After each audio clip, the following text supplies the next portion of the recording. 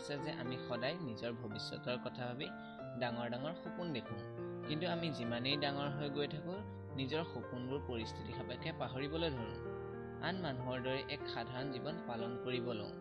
আজি মই এই ভিডিঅ'ৰ যোগেদি এনে এটা কাহিনী তোমালোকৰ সৈতে শ্বেয়াৰ কৰিম যিয়ে তোমাৰ সপোনবোৰ আকৌ জীপাল কৰি তুলিব। আজি এই কাহিনীটো বহুতৰে জীৱনৰ এক টাৰ্ণিং পইণ্ট হৈ ৰ'ব। আমেৰিকাত এজন সৰু ল'ৰা আছিল, প্ৰায় 1940-41ৰ কথা। তেওঁৰ দেউতাক এজন ঘোঁৰাৰ ট্ৰেইনাৰ আছিলে। তেওঁৰ দেউতাক যিহেতু এজন ঘোঁৰাৰ ট্ৰেইনাৰ আছিলে, সেই দেউতাকৰ কাম আছিল যে ঘোঁৰাক ট্ৰেইন কৰোৱা বা শিকোৱা। আৰু তেওঁৰ দেউতাকে যেতিয়াই ঘোঁৰাক শিকাই থাকে বা ট্ৰেইন কৰে, তেতিয়াই ল'ৰাজনে দেউতাকৰ কামসমূহ খুব সুন্দৰকৈ লক্ষ্য কৰি থাকে আৰু কেতিয়াবা কেতিয়াবা দেউতাকক সহায়ো কৰে। এদিনাখন যে তেওঁৰ ল'ৰাজনৰ বিদ্যালয়ত তেওঁৰ শিক্ষয়িত্ৰীয়ে তেওঁলোকৰ শ্ৰেণীকোঠাত ক'লে যে তোমালোকে এটা এছাইনমেণ্ট পূৰা কৰি আনিবা, য'ত তোমালোকে ভৱিষ্যতে কি হ'ব বিচাৰা বা কি কৰিব খোজা তাৰ ওপৰত ধুনীয়াকৈ লিখি আনিবা। শিক্ষয়িত্ৰীৰ কথা মতে ল'ৰাজনে নিজৰ ভৱিষ্যতৰ কি হ'ব বিচাৰে তাৰ ওপৰত লিখিবলৈ আৰম্ভ কৰিলে। আৰু তেওঁ তাত লিখিছিল যে তেওঁ ভৱিষ্যতে 200 একৰ মাটিত ঘোঁৰাৰ ফাৰ্ম এখন বনাব, য'ত তেওঁ 4000 স্কোৱাৰ ফুটৰ এটা ঘৰ থাকিব আৰু য'ত তেওঁ বাস কৰিব। আৰু তেওঁ সেই 200 একৰ ঘোঁৰাৰ ফাৰ্মত ঘোঁৰা ক'ত থাকিব, ক'ত খাব, ক'ত শুব, সেই সকলো ধৰণৰ বৰ্ণনা তাত কৰি পেলাই ধুনীয়াকৈ 7টামান পেজৰ এখন এছাইনমেণ্ট বনালে। আৰু পিছদিনাখন যেতিয়াই তেওঁ স্কুললৈ গৈছিল, শিক্ষয়িত্ৰীক সেই এছাইনমেণ্টখন জমা দিলে। আৰু দুদিনৰ পিছত যেতিয়া শিক্ষয়িত্ৰীয়ে সকলোৰে এছাইনমেণ্ট চাই পেলাই সকলোকে এছাইনমেণ্টসমূহ ঘূৰাই দি আছিলে, তেতিয়া ল'ৰাজনৰ এছাইনমেণ্ট যেতিয়াই ঘূৰাই দিলে, তেতিয়া তাত ৰঙা পেন এটাই F এটা লিখি থৈছিলে। আৰু তেওঁক ল'ৰাজনক কৈছিল যে শ্ৰেণীৰ শেষত বা ক্লাছৰ শেষত তুমি মোৰ সৈতে লগ কৰিবা। ল'ৰাজনৰ শিক্ষয়িত্ৰীয়েটো F দি দিছে, Fৰ অৰ্থাৎ ফেইল কৰি থল। সেই ল'ৰাজনে অলপ ভয় খাইছিলে। শিক্ষয়িত্ৰীৰ কথা মতে তেওঁ শ্ৰেণীৰ শেষত শিক্ষয়িত্ৰীক লগ কৰিব গ'ল আৰু শিক্ষয়িত্ৰীক ক'লে যে বাইদেউ আপুনিতো নিজৰ সপোন ভৱিষ্যতে কি হ'ব বিচাৰো তাৰ ওপৰত লিখিব দিছে, মইতো নিজৰ সপোনৰ ওপৰতে লিখি আনিছো ধুনীয়াকৈ, আপুনি মোক কিয় ফেইল কৰালে? তেনেকৈ কোৱাত শিক্ষয়িত্ৰীয়ে কৈছে যে তুমি যিটো সপোন লিখিছা সেইটো তোৰ বাবে কেতিয়াও সম্ভৱ নহয়। 200 একৰ মাটিত ঘোঁৰাৰ ফাৰ্ম খুলিবৰ বাবে বহুতো টকাৰ প্ৰয়োজন, যিটো তোমাৰ বাবে সম্ভৱ নহয়। তোমাৰ দেউতাৰ এটা সাধাৰণ চাকৰি আৰু তোমালোকৰ ফাইনেন্সিয়েল কণ্ডিশ্যনো ইমান ভাল নহয়। সেই তোমাৰ নিচিনা ল'ৰা এটাৰ বাবে এই সপোন কেতিয়াও সম্ভৱ হ'ব নোৱাৰে বুলি শিক্ষয়িত্ৰীয়ে কৈছিল। আৰু কৈছিল যে যিহেতু তুমি এটা ছিনচিয়াৰ ল'ৰা, তোমাক মই সেয়েহে এটা সুযোগ দিছো, তুমি আকৌ এখন এছাইনমেণ্ট বনোৱা আৰু এই সপোনৰ বিষয়ে পাহৰি যোৱা। নতুন এটা ড্ৰিম বনোৱা যে ভৱিষ্যতে তুমি কি হ'ব খোজা তাৰ ওপৰত লিখি আনিবা, তেতিয়া হয়তো মই তোমাক পাছ কৰাই দিম বুলি তেনেকৈ শিক্ষয়িত্ৰীয়ে ল'ৰাজনক ক'লে। আৰু ল'ৰাজন ঘৰলৈ গৈ দেউতাকক কথাবোৰ ক'লে। দেউতাকক ক'লে যে দেউতা, আজি শিক্ষয়িত্ৰীয়ে আমাক ভৱিষ্যতে কি হ'ব বিচাৰো তাৰ ওপৰত এছাইনমেণ্ট বনাব দিলে, মই মোৰ 200 একৰ ঘোঁৰাৰ ফাৰ্মৰ বিষয়ে লিখিলো, কিন্তু শিক্ষয়িত্ৰীয়ে ক'লে যে সেইটো মোৰ বাবে কেতিয়াও সম্ভৱ নহয় আৰু মোক শিক্ষয়িত্ৰীয়ে ফেইল কৰাই দিলে।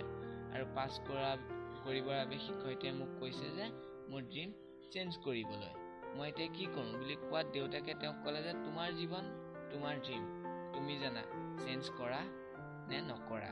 তেনেকৈ কোৱাত ল'ৰাজন বহুত চিন্তাত পৰিল আৰু 7 দিনৰ পিছত তেওঁ পুনৰ বিদ্যালয়ত গৈ শিক্ষয়িত্ৰীক সেই আগৰ এছাইনমেণ্টখনে আকৌ জমা দিলে। আগৰ এছাইনমেণ্টখনেই জমা দিওঁতে শিক্ষয়িত্ৰীয়ে ল'ৰাজনক ক'লে যে এইখন দেখোন আগৰেই। তেতিয়া ল'ৰাজনে শিক্ষয়িত্ৰীক কৈছিল যে you keep your F, I will keep my dream.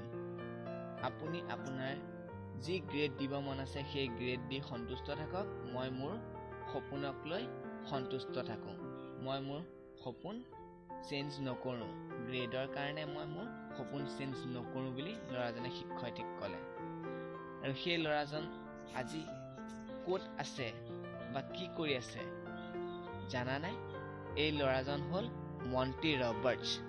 তেওঁ আজি USAত তেওঁৰ সেই 200 একৰ ঘোঁৰাৰ ফাৰ্মত 4000 স্কোৱাৰ ফুটৰ ঘৰত বাস কৰে, য'ত তেওঁ বাস কৰা ৰুমত সেই যিখন শিক্ষয়িত্ৰীয়ে ফেইল বুলি লিখি দিছিলে সেই কাগজখন তেওঁ ফ্ৰেম বনাই নিজৰ শোৱা ৰুমত লগাই থৈছে।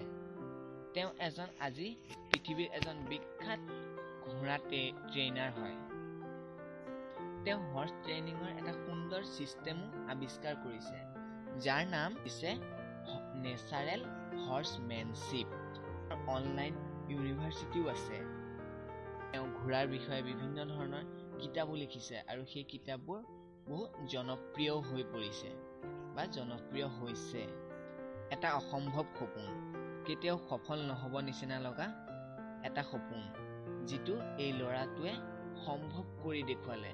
যেনেকৈ মন্ত্ৰী ৰবাৰ্টছৰ জীৱনত এজন শিক্ষয়িত্ৰী আহিছিল, যিগৰাকীয়ে কৈছিল যে তই তোৰ সপোন চেঞ্জ কৰি দে, এইটোত তই কেতিয়াও সফল হ'ব নোৱাৰ।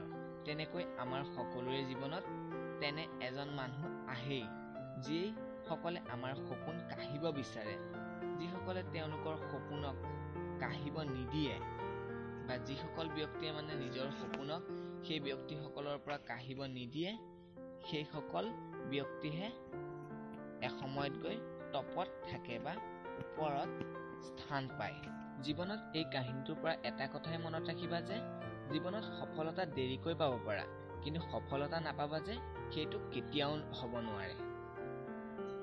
প্ৰব্লেম যিমানেই ডাঙৰ নহওক কিয় সমাধান থাকিবই। সেইটো তোমাৰ ওপৰত নিৰ্ভৰ কৰে যে তুমি সমাধান নোপোৱালৈকে যুঁজিবা নে হাৰ মানিবা। শেষত ভগৱানৰ ওচৰত এটাই প্ৰাৰ্থনা কৰোঁ যে তুমিও এদিন তোমাৰ নিজৰ সপোনত সফল হ'ব পাৰা, এই বিশাল আকাশত মন খুলি হাঁহিব পাৰা। যদি ভিডিঅ'টো চাই ভাল লাগিছে তেনেহ'লে লাইক এটা কৰি দিবা আৰু এনেধৰণৰ ভিডিঅ' পাই থাকিবৰ বাবে আমাৰ চেনেলটো ছাবস্ক্ৰাইব কৰি ল'বা। ধন্যবাদ। জয় আই অসম। আমাৰ সকলোৰে মাজত এটা কমন গুণ আছে যে আমি সদায় নিজৰ ভৱিষ্যতৰ কথা ভাবি ডাঙৰ ডাঙৰ সপোন দেখোঁ, কিন্তু আমি যিমানেই ডাঙৰ হৈ গৈ থাকোঁ নিজৰ সপোনবোৰ পৰিস্থিতি সাপেক্ষে পাহৰিবলৈ ধৰোঁ। আন মানুহৰ দৰে এক সাধাৰণ জীৱন পালন কৰিব লওঁ। আজি মই এই ভিডিঅ'ৰ যোগেদি এনে এটা কাহিনী তোমালোকৰ সৈতে শ্বেয়াৰ কৰিম, যিয়ে তোমাৰ সপোনবোৰ আকৌ জীপাল কৰি তুলিব। আজি এই কাহিনীটো বহুতৰে জীৱনৰ এক টাৰ্ণিং পইণ্ট হৈ ৰ'ব। আমেৰিকাত এজন সৰু ল'ৰা আছিল, প্ৰায় 1940-41 কথা। তেওঁৰ দেউতাক এজন ঘোঁৰাৰ ট্ৰেইনাৰ আছিলে। তেওঁৰ দেউতাক যিহেতু এজন ঘোঁৰাৰ ট্ৰেইনাৰ আছিলে, সেই দেউতাকৰ